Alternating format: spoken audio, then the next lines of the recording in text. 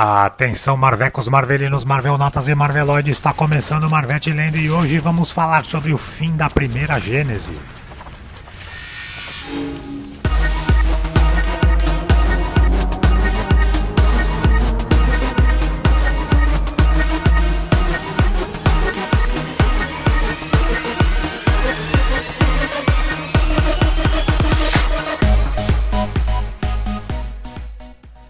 X-Men, A Sombra de Sauron, é a edição 16 da expansão de clássicos da coleção de graphic novels Marvel da Salvat, explorando os últimos números do primeiro volume da revista Uncanny X-Men, escritos por Roy Thomas com desenhos de Neil Adams.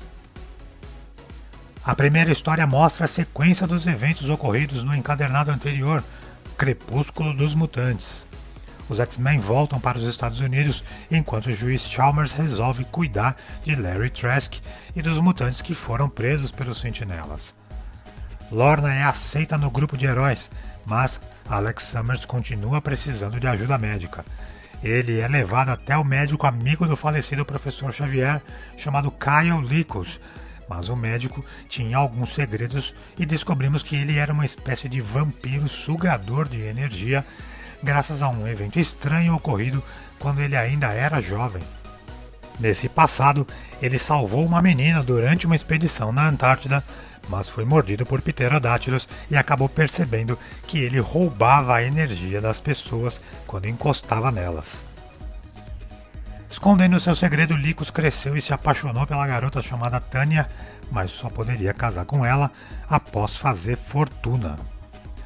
Licos aproveita o tratamento de Alex Summers e absorve a energia de um mutante pela primeira vez, mas o efeito colateral foi que ele se transforma em um tipo de pterodátilo humanoide do mal e resolve adotar o codinome Sauron, homenageando aquele mesmo do Senhor dos Anéis de Tolkien.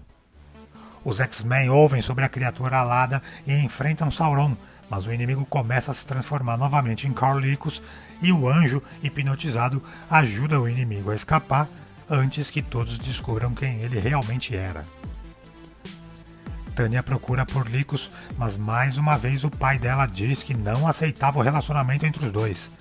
Licos fica enlouquecido e volta a procurar a energia de um mutante, e dessa vez ele ataca Lorna, sendo que na sequência ele ameaça o pai de Tanya, que percebe quem era o tal Sauron. O ser do mal cai em si, percebe que estava se tornando algo incontrolável e se isola na Antártida. Mas Tanya continuava seguindo Licos e ele decide tirar sua própria vida para evitar roubar a energia da sua amada. Ele se joga em um poço e os X-Men impedem que a moça também cometesse o suicídio. Mas Sauron não estava morto e acabou caindo para as profundezas da Terra Selvagem, aquele mundo pré-histórico que existe no interior do planeta. Ciclope, Fera, Homem de Gelo e a Garota Marvel descem pelo buraco para procurar o corpo, enquanto o anjo chega e acaba sendo atacado por pterodátilos. Warren é salvo por um senhor de cabelos grisalhos, que pede ajuda ao mutante para defender-se contra os ataques de Khazar e Zabu, mas esse senhor era na verdade Magneto. O plano do inimigo mutante era criar uma raça de novos mutantes com os seres da Terra Selvagem, mas a chegada dos X-Men com Khazar faz com que Magneto enfrente mais uma derrota. Logo na sequência surge mais um mutante. Solaris é um jovem japonês, filho de uma vítima da bomba de Hiroshima, que desenvolveu poderes de manipular ondas de calor e foi incentivado pelo tio a nutrir ódio pelos americanos. Sua primeira missão foi em uma apresentação de seu próprio pai, um diplomata que tratava de assuntos com os Estados Unidos. Os X-Men tentam deter o ataque, mas a tragédia familiar acontece quando o tio de Solaris mata o pai dele, e o mutante revida o ataque e acaba sozinho.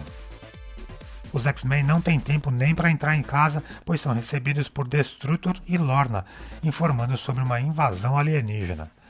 Para surpresa do grupo de heróis, eles estavam acompanhados do professor Charles Xavier, vivo e liderando a operação de contra-ataque.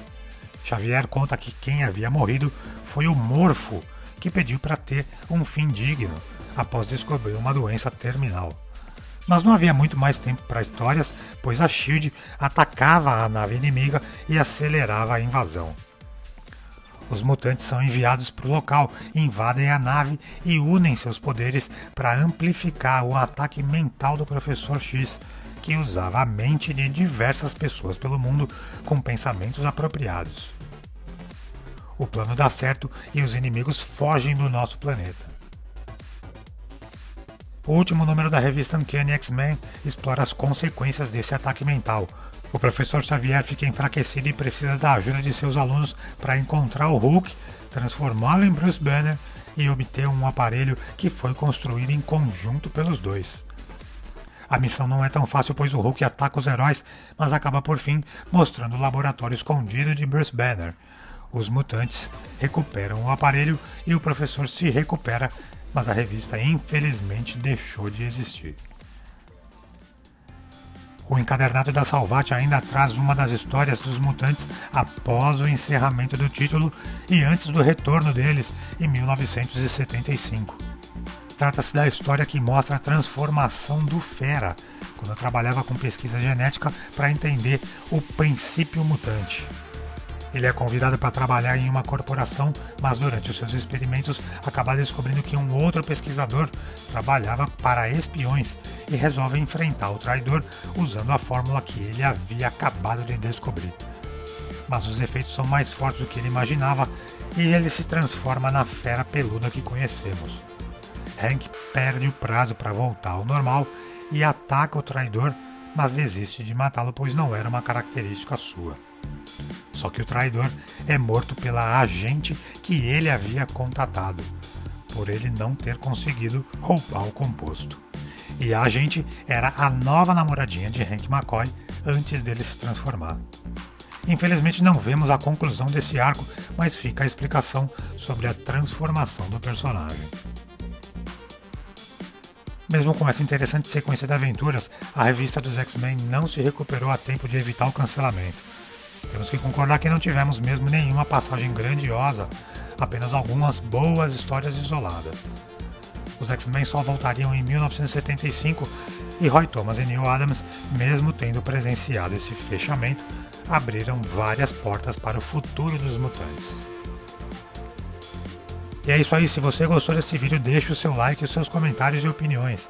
Assine o canal e ative as notificações. Compartilhe o vídeo e visite o site marvelchrono.blogspot.com.br, o maior projeto brasileiro de organização das histórias da Marvel.